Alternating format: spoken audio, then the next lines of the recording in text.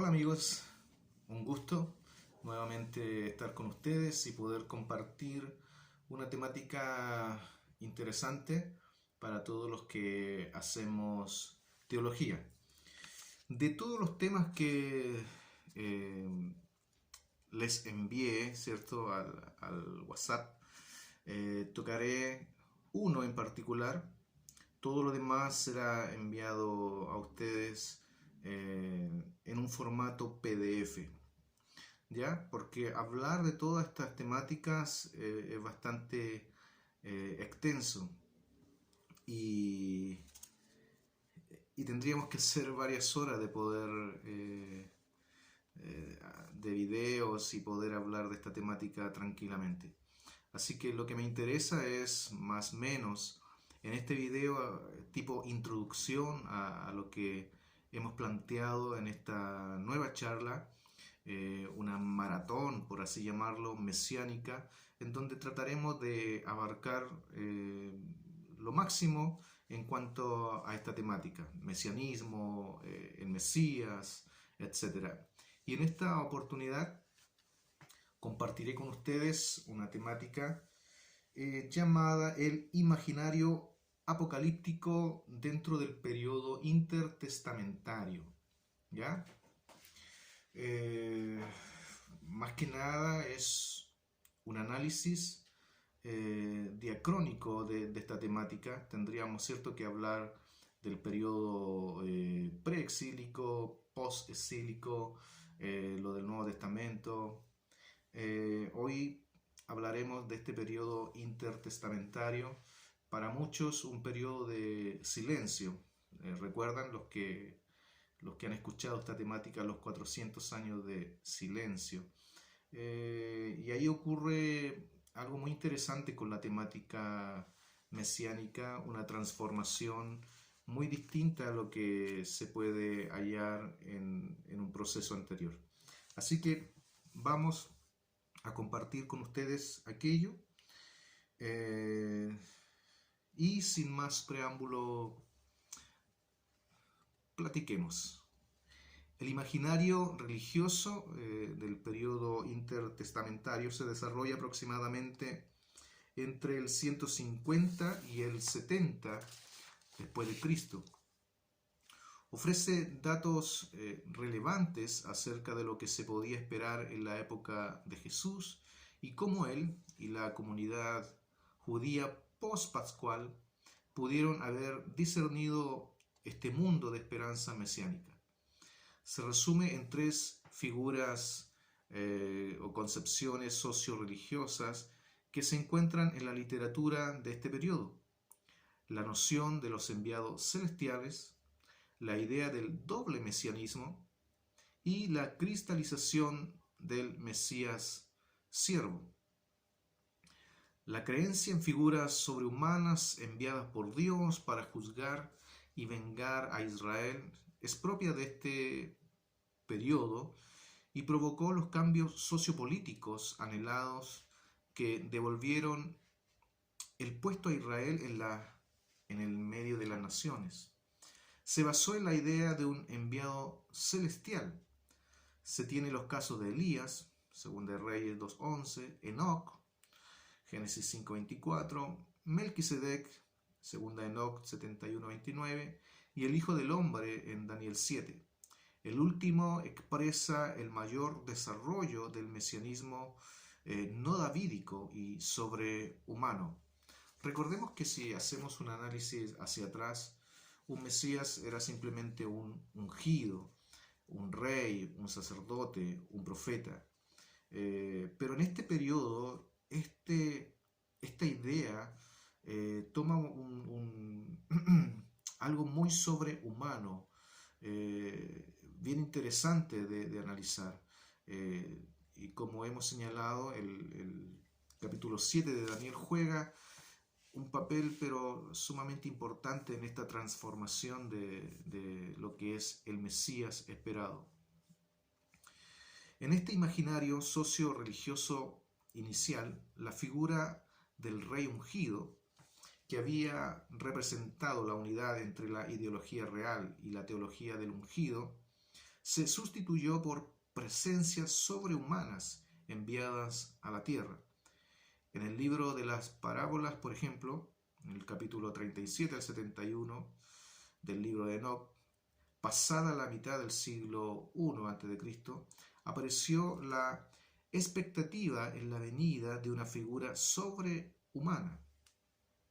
A Enoc se le declaró Mesías, pero asociado con el linaje de David, porque esta figura mesiánica ha sido elegida antes de la creación y concebida antes de los tiempos. Primera de Enoc 48:6. Su tarea consistió en traer justicia en nombre de Dios, ser bastión y luz para los pobres y los que sufren, con poder y gloria eternos.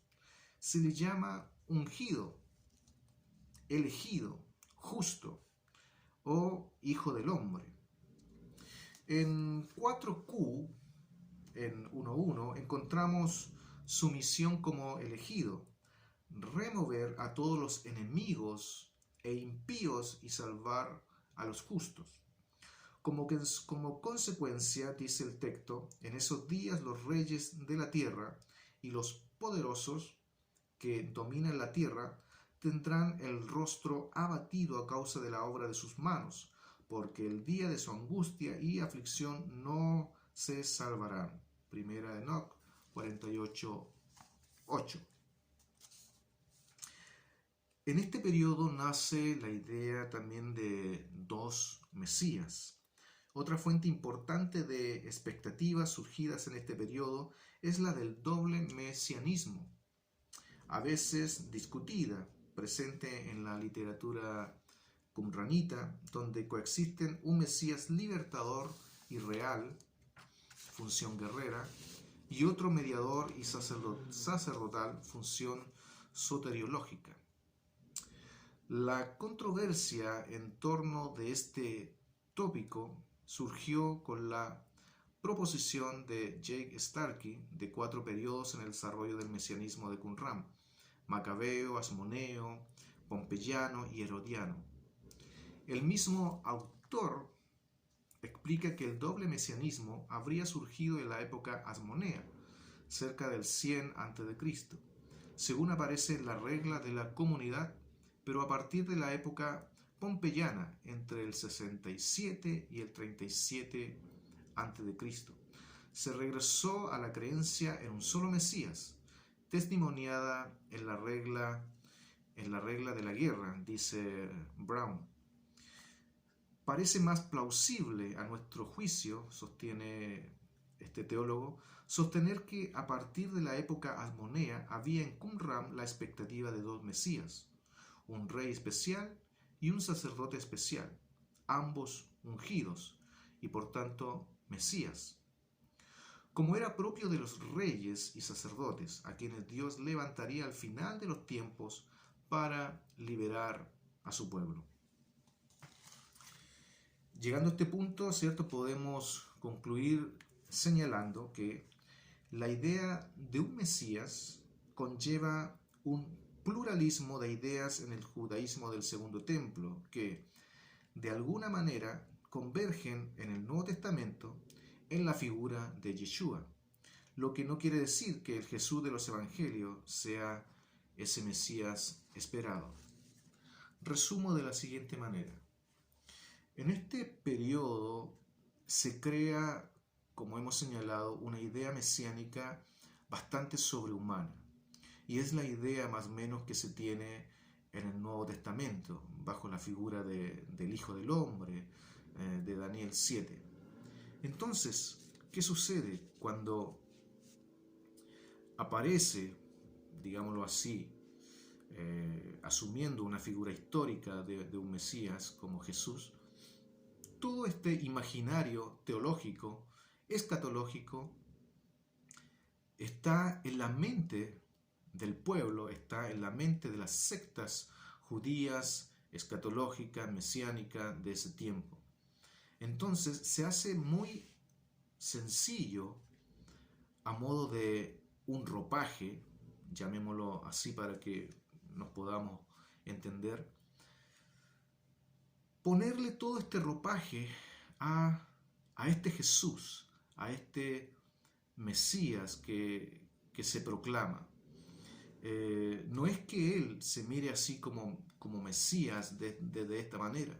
Son las ideas que pululaban en ese periodo mesiánico, escatológico del siglo I, que son impuestas a este Mesías y simplemente son adoptadas, simplemente son puestas a este Jesús de una manera que Él pueda significar lo que ellos creían o ya habían aceptado de lo que era el Mesías que estaban esperando.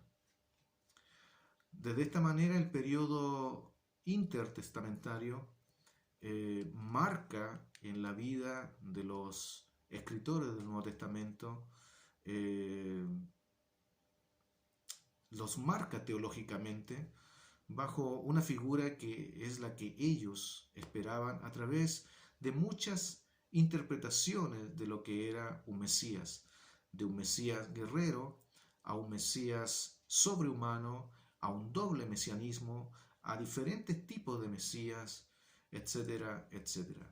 No es que los escritores del Nuevo Testamento reinterpreten ahí la figura de Yeshua, no.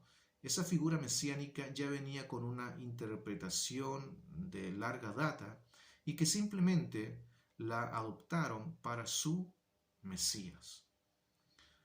Bien, eso a manera de un resumen de esta parte en cuanto al mesianismo judío, un mesianismo que ya había adoptado ideas de la teología persa, ¿cierto? Hay mucho de platonismo, de helenismo en ese tiempo, de religiones mistéricas, etcétera, etcétera. Confluye un sincretismo en cuanto a la figura del Mesías. Es lo que vemos relatado básicamente en el Nuevo Testamento y en ese periodo en donde supuestamente ocurren los hechos narrados en cuanto a Yeshua. Bien amigos, desde esta manera, a modo de introducción, simplemente es una introducción a esta temática, lo cual les enviaré el material para que ustedes lo puedan leer, tener en su mano, investigarlo, desarrollarlo desde su punto de vista, desde su creencia, desde su teología, etcétera, etcétera. Un abrazo, nos vemos.